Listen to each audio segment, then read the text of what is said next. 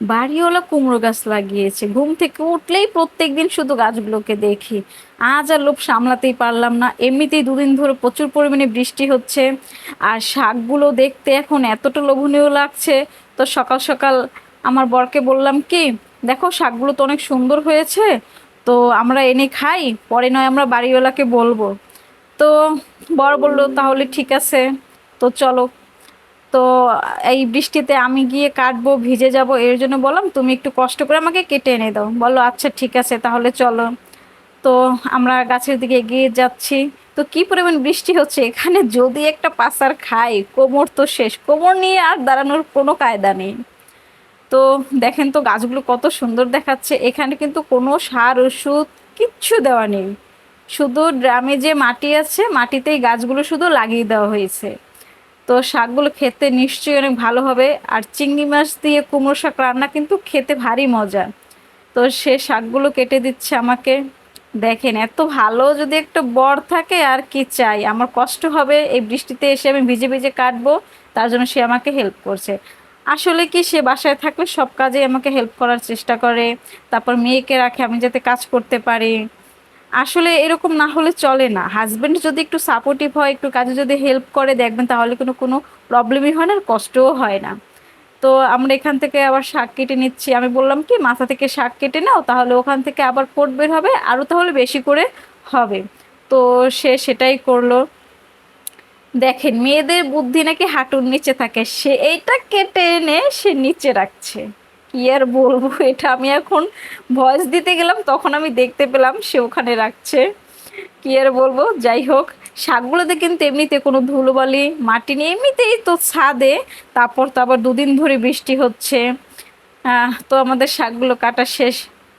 তো এপাশ থেকে এগুলো নিয়ে নিচ্ছে। শাকগুলো খেতে কিন্তু আজকে ভারী মজা হবে। তো বললাম কি চিংড়ি মাছ তো ফ্রিজে নেই, তো কষ্ট করে কি বাজার থেকে নিয়ে আসবে, তো এমনিতেই তো বৃষ্টি হচ্ছে, আর আমি বললাম সে তো নাও করতে পারে না। তো কি আর করবে, সে বললো আচ্ছা ঠিক আছে আমি কুমড়োর শাক এখানে রেখে আমি তাহলে বাজারের দিকে যাই, তোমার জন্য চিংড়ি মাছ নিয়ে আসি। বললাম আচ্ছা ঠিক আছে, চিংড়ি মাছ নিয়ে আসলে তো খুবই ভালো হবে। তো সে এইখানে শাকগুলো রেখে সে বাজারে চলে গেল, আর এখানে আমি এই যে সে বাজার করে নিয়ে চলে এসেছে, এই বৃষ্টির মধ্যে গিয়ে সে ভিজে ভিজে আমার জন্য সে বাজার করে নিয়ে এসেছে। দেখেন আরো কি কি নিয়ে এসেছে। ও বাবা, এখানে চিংড়ি মাছ আছে, কাঁচামরিচ, কাঁচামরিচের সাথে চিংড়ি মাছ একসাথে কেউ আনে বলেন, কি বলবো। যাই হোক, এখানে আমি শুটকি আনতে বলছি একটা, সে নিয়ে আসছে আর একটা। যাই হোক, তাকে তো আর বলা যাবে না, তাহলে সে একটু কষ্ট পাবে। জামাই আনতে বলছে একটা, আনি ফেলছে আর একটা। হ্যাঁ। তো এখানে আবার আম নিয়ে আসছে, দুধ নিয়ে আসছে, সে আবার আম দুধ খাবে, এর জন্য বোম্বাই মরিচ নিয়ে আসছে। আমার আবার ঝাল খেতে, আমি এমনিতেই ঝাল ঝাল খেতে খুব পছন্দ। তো যখনই সে বোম্বাই মরিচ বাজারে পায় অবশ্যই নিয়ে আসবে। এখানে মিষ্টি আলু নিয়ে আসছে সোনামার জন্য, এখানে আলু আছে, আর কি আছে দেখি তো। তো এখানে পেঁয়াজ নিয়ে আসছে, সেদিন কি করছে ছোট ছোট পেঁয়াজ নিয়ে আসছে, আমি বললাম কি ছোট পেঁয়াজ আর ছোট রসুন এগুলো নিয়ে আসবে না, তো বড় পেঁয়াজ নিয়ে আসছে এর জন্য। তো চিংড়ি মাছ আমি কেটে বেছে ধুয়ে রেখেছি, আমার শাকও বাছা শেষ। এই যে এমনিতেই বেশি ধুতে হয় না, কারণ বৃষ্টিতে এমনিতেই শাকগুলো ধোয়া। তারপর আমি দু তিন ধোয়া দিয়ে নিয়েছি, আলু কেটে নিয়েছি, শাক ধুয়ে ডাটা বেছে সব কিছু কমপ্লিট করে নিয়েছি আমি। এখন আমি ফ্রাই প্যান গরম হলে তেল দিয়ে দিচ্ছি, তেলের ভিতরে আমি একদমই সামান্য পরিমাণে আমি হলুদ দিয়ে দেব। আমি আলাদা করে চিংড়ি মাছ মাখাইনি, এভাবেই অ্যাকচুয়ালি আমি চিংড়ি মাছ ভাজি, আলাদা করে মাখাবো এত প্যারা কে নেই।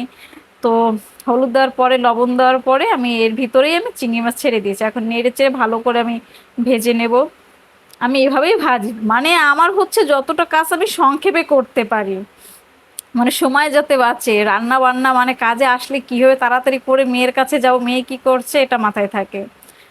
তো এখন আমি আলুগুলো সেই ফ্রাই প্যানেই দিয়ে দিলাম, এখন আমি হলুদ লবণ সবগুলো আমি দিয়ে দেবো। আর যেহেতু এটা কুমড়ো শাক, বেশি মশলা না দেওয়াটাই ঠিক হবে, কারণ আপনি শাকে যতটা মশলা কম দেবেন খেতে কিন্তু ততটাই সুস্বাদু হয়।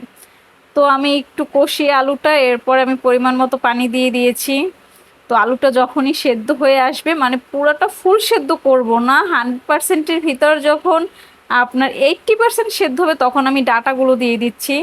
ডাটাটাও যখন আমার 90% সেদ্ধ হয়ে যাবে, মানে আলু ও ডাঁটা দুটাই, তখন আমি এর মধ্যে দিয়ে দেব শাকগুলো। আপনার ডাঁটা সেদ্ধ হতে তো আর বেশি সময় লাগে না। আর হচ্ছে এমনিতে যে কোনো শাককেই আপনার বেশিক্ষণ বসে রান্না করাটা ঠিক না, এতে স্বাদটাও নষ্ট হয়ে যায়। এরপর আমি শাকগুলো দিয়ে দিচ্ছি। শাকটা আমি ঢেকে দেব না, কারণ ঢেকে না দিলে হবে কি শাকটা এরকম সবুজেই থাকবে। আর এটা তো রান্না করতে আমার বেশি সময়ও লাগবে না, এমনিতেই কচি কচি শাক সব। তো এখন আমি আবার ভালো করে নাড়িয়ে চাড়িয়ে দিচ্ছি। দেখতে পাচ্ছেন শাকগুলো কিন্তু কমে গিয়েছে। তো এখন ভালো করে নাড়িয়ে চাড়িয়ে আমি দিচ্ছি। এই দেখেন, এরপরে আমি কিছু কাঁচামরিচ দিয়ে দিচ্ছি। কাঁচামরিচ দেখে অবশ্যই বুঝতে পারছেন আমি কতটা ঝালখোর। তো এখানে আমি চিংড়ি মাছও দিয়ে দিলাম। তো আলাদা করে একটা আমি কড়াই নিয়ে নিলাম, এর মধ্যে আমি তেল দিয়ে দিচ্ছি। এখন তেলটা যখন গরম হয়ে আসবে, তখন এর মধ্যে আমি পেঁয়াজ আর রসুন কুচি দিয়ে দেবো। পেঁয়াজ আর রসুনটাকে আমি খুব ভালো করে ভেজে নিচ্ছি। এটা একদমই মুচমুচে করা যাবে না। তো এরপরে আমি শাকের মধ্যে দিয়ে দিচ্ছি, এই যে ঠিক এরকম করতে হবে, হালকা একটু লাল লাল। তো শাকের মধ্যে আমি ভালো করে মিশিয়ে নিচ্ছি। রান্না করার পরেই বরকে খাওয়ানোর পরে আমি খেতে বসলাম। কুমড়ো শাকটা কিন্তু খেতে সেই স্বাদ হয়েছে।